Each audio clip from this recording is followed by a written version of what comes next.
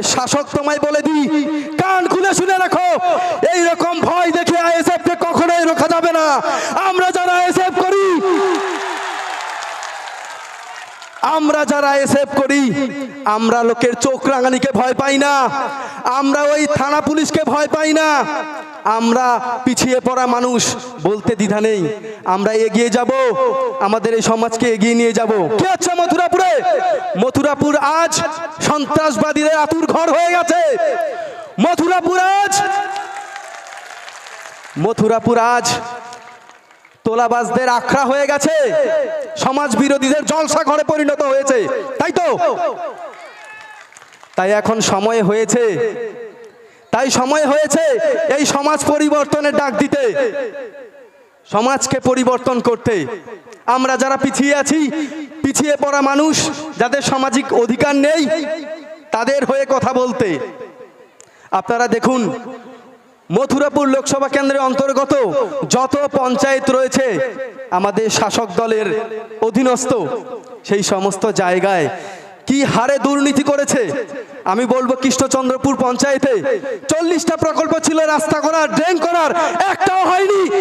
TMC মনোনীত যে প্রার্থী হয়েছেন সব টাকা উঠিয়ে নিয়েছেন। এখন ওনাকে প্রতিদিন কোর্টের মধ্যে গিয়ে হাজিরা দিতে হয়েছে।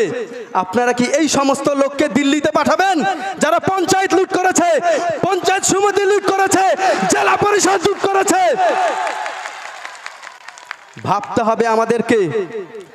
করঞ্জলি গ্রাম পঞ্চায়েতে খেটে খাওয়া মানুষরা 100 দিনের কাজের টাকা ব্যাংকে ঢুকেছে, সেই টাকা টিএমসি শাসকদের চোখ রাঙানিতে সেই টাকা ব্যাংক থেকে উঠিয়ে টিএমসির পার্টি অফিসে দিতে হচ্ছে। এ কি উন্নয়ন?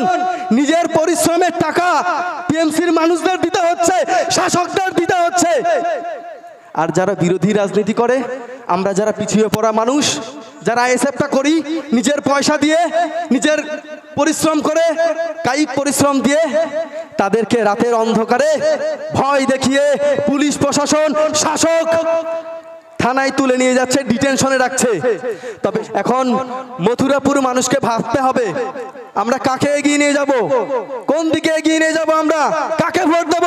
যে পঞ্চায়েত লুট করেছে, যে টেট কেলেঙ্কারিতে সমস্ত 26,000 মানুষের চাকরি গেছে, 10 লক্ষ করে 15 লক্ষ করে টাকা দিয়ে চাকরি দিয়েছে। শুধু তাই নয়, কাকদ্বীপের মতন জায়গায় রাতের অন্ধকারে ম্যানগ্রোভ অরণ্য কেটে সাফ করে দিচ্ছে, বালির খাদান রাতের অন্ধকারে সাফ করে দিচ্ছে, আর সেই বালি বিক্রি করছে আমাদের সাধারণ মানুষদের কাছে। ভাবতে হবে, একটা ঘরের ছাদ আবাস যোজনা নেওয়ার জন্য হাজার হাজার টাকা দিতে হচ্ছে, তারপরও মিলছে না। আমি কাকদ্বীপে সাগরে গিয়েছি, সেখানকার মানুষদের জীবনযাত্রা দেখেছি। খড়ের চাউনি একটা, পলিথিনের উপর সেই ঘর। ঝড় এলে, এখানে ঝড় কবলিত এলাকা, ঝড় এলে সেই চলে যায়, পরিবার পরিজনদের নিয়ে কোথায় যাবে? সেই তাদের আত্মনাদ, সেই চিৎকার পৌঁছায় না নবান্নে, পৌঁছায় না দিল্লিতে, আর বড় বড় কথা বলে দেশ এগিয়ে যাচ্ছে, রাজ্য এগিয়ে যাচ্ছে। তাই বলছি, এখানে যারা উপস্থিত আছেন আমার মা বোনেরা, দাদা ভাইয়েরা, অটো চালক, রিক্সা চালক দাদা ভাইয়েরা, ছোট দোকানদাররা, সবাইকে বলছি, বিনীত অনুরোধ করছি, আমরা সন্দেশখালী হতে দেব না, মা বোনেদের ইজ্জত বিকিয়ে যেতে দেব না, আমরা বক্তি হতে দেব না, জীবন্ত মানুষ পুড়িয়ে যেতে দেব না। এই প্রতিবাদটা করব, মথুরাপুরের মাটি থেকে এই পরিবর্তনটা করব। এই বিজয় যাত্রা মথুরাপুরের মাটি থেকে দিল্লিতে নিয়ে যাব।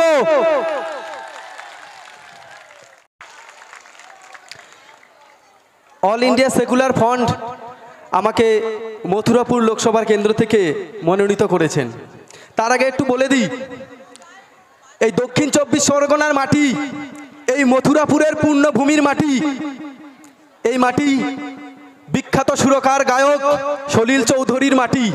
এ মাটি কবি শক্তি চট্টোপাধ্যায়ের মাটি, যার কবিতার মাধ্যমে সারা পৃথিবীতে, সারা বাংলায় মানুষের মনের দুঃখ যন্ত্রণা প্রকাশ পেয়েছে কবিতার মাধ্যম দিয়ে। এ মাটি সলিল চৌধুরীর মাটি, যার গীতে, যার গানে পুরো বিশ্বের মানুষের মন জয় করেছে। এই মথুরাপুরের মাটি থেকে অনেক অনেক মহাপুরুষ মহামানবরা নিজেদের জীবন বিসর্জন দিয়েছেন সমাজ উন্নয়নের কাজে, সমাজকে এগিয়ে নিয়ে যাওয়ার জন্য, পিছিয়ে পড়া মানুষদের জন্য। কিন্তু আজকে এই মথুরাপুরে কি হচ্ছে?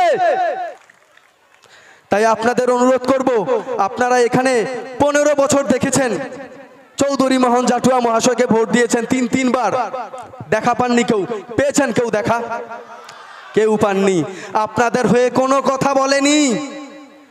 ঝড় হয়ে যাওয়ার পর ত্রাণ আসে, সেই ত্রাণের পলিথিন দুভাগ করতে হয় সেই লম্বা লাইন ধরে, তাই তো? তাও কারো জোটে, কারো ভাগ্যে জোটে না, পরের দিন লাইন দাও, তাই তো? শুধুমাত্র তাই নয়, এখানে রাজ্য সরকারকে আমরা 13 বছর দেখেছি, কোনো উন্নয়ন হয়নি, রাস্তাঘাট হয়নি। এখানকার মানুষজন এখনো পুকুরের জল ইউজ করে, পরিশুদ্ধ বিশুদ্ধ পানীয় জল পায় না, রাস্তাঘাট নেই, ঘর দুয়ার নেই, কিচ্ছু নেই, শুধুমাত্র ভোট ব্যাংক বানিয়ে রেখেছে লক্ষ্মীর ভান্ডার দিয়ে। এর পরিত্রাণ চাই। আপনারা বলুন তো, আস্তে আস্তে আস্তে, আপনারা বলুন তো, আজকে আমাদের বাড়িতে যারা ছোট ছোট ছেলে মেয়েরা রয়েছে, যারা পড়াশোনা করছে স্কুল কলেজে, তারা পড়াশোনা করে কি করবে? কোন পরিকল্পনা গ্রহণ করেছে রাজ্য সরকার? কোন পরিকল্পনা গ্রহণ করেছে কেন্দ্র সরকার? বলতে পারবে? কেন্দ্র সরকার চাকরিতে দুর্নীতি করেছে, রাজ্য সরকার চাকরিতে দুর্নীতি করেছে, আর কেন্দ্র সরকার চাকরিটাই উঠিয়ে দিয়েছে। তাই আমি বলবো, টিএমসি বিজেপি সরকারের বিরুদ্ধে যদি এখান থেকে টিএমসি কে সরাতে হয়, শুধুমাত্র আইএসএফ কে হাত ধরতে হবে, আইএসএফ এর হাত শক্ত করতে হবে, তবেই আমরা এই টিএমসি সরকারকে ছুঁড়ে গঙ্গায় ফেলে দেবো, আমরা সমুদ্রে ফেলে দেবো আমরা। তাই সবাইকে অনুরোধ করব, আপনারা কেন্দ্রে দেখেছেন 10 বছর, রাজ্যে দেখছেন 13 বছর, একটা বার শুধু আমার মা বোনেদের, দাদা ভাইদের, সচেতন নাগরিকদের, যারাই যেখানে আছেন আমার কণ্ঠ শুনতে পাচ্ছেন, সবার কাছে আমার বিনীত নিবেদ্ন অনুরোধ, একটা বার শুধুমাত্র আপনারা আইএসএফ কে ভোটটা দেবেন, একটা বার শুধুমাত্র আমাদের সুযোগ দিয়ে দেখবেন। যদি প্রতিশ্রুতি মতো কাজ করতে না পারি, পরের বার আর ভোট চাইতে যাব না, পরের বার আর ভোট নিতে যাব না আপনাদের কাছে। আমি জানি এই এলাকাতে যারা বিরোধী রাজনীতি করে, তাদের মধ্যে একটা ভয় ভীতি ঢুকিয়ে দেওয়া হয়েছে রাজ্য সরকার, রাজ্য পুলিশ। আমি আপনাদের কাছে এখানে কথা দিয়ে যাচ্ছি, যদি আমাকে দিল্লিতে পাঠান, আপনারা এখান থেকে আইএসএফ এ মনোনীত করে জয়যুক্ত করেন, আমি সবার আগে এই মথুরাপুর কেন্দ্র থেকে সন্ত্রাস বন্ধ করব, সন্ত্রাসবাদীদের চোখ রাঙানি আমি আগে বন্ধ করব, এটাই হবে আমার প্রথম কাজ। তবে আইএসএফ, আমাদের এই দল নিয়ে অনেক বিরোধীদের মন্তব্য রয়েছে, তাদের সম্পর্কে আমি একটু বলতে চাই। তারা আমাদেরকে বলেন আমরা নাকি কার দালালি করি। এই কথাটা আমাদের সবাইকে, সর্বস্তরের নেতাদের কাছে শুনতে হয়। আমি আজকে সেটা পরিষ্কার করে বলতে চাই। বলেন তো আমরা কার দালালি করি? বলেন তো, তাই তো? আমি বলছি, কান খুলে শুনে রাখুন বিরোধীরা, আমরা দালালি করি। কার দালালি করি? যার ঘরে ঝড়ে চাল উড়ে যায়, তার হয়ে দালালি করি, সে যেন আবাস যোজনার ঘরটা পায়। যে 100 দিনের কাজের টাকা পায়নি, কাজ করে, তার দালালি করি। আমরা যারা 100 দিনের কাজ পায় না, তার দালালি করি। আমার যে বয়স্ক বাবা মা মারা রয়েছেন, যারা ভাতা পান না, তাদের হয়ে দালালি করি। যারা পিছিয়ে পড়া মানুষ, তাদের হয়ে দালালি করি। যারা বিরোধী রাজনীতি করে বলে থানায় এফআইআর করে, তাদের জেল থেকে ছাড়ানোর জন্য আমরা দালালি করি। পিছিয়ে পড়া মানুষদের হয়ে দালালি করি, সংখ্যালঘুর দালালি করি, আদিবাসীর দালালি করি, কৃষক শ্রেণীর দালালি করি, যারা জেলে সমাজের মানুষ, তাদের হয়ে দালালি করি। লজ্জা নেই বলতে আমার? এই সমাজে যারা পিছিয়ে আছেন, যারা পিছিয়ে পড়েছেন, তাদের হয়ে দালালি করছি, আর আগামী ভবিষ্যতে দালালি করব। তাই আপনাদের আমি শেষবারের মতো বলবো, আমার মা বোনেদের সবাইকে একটা কথাই এক করজোরে আমি অনুরোধ করব।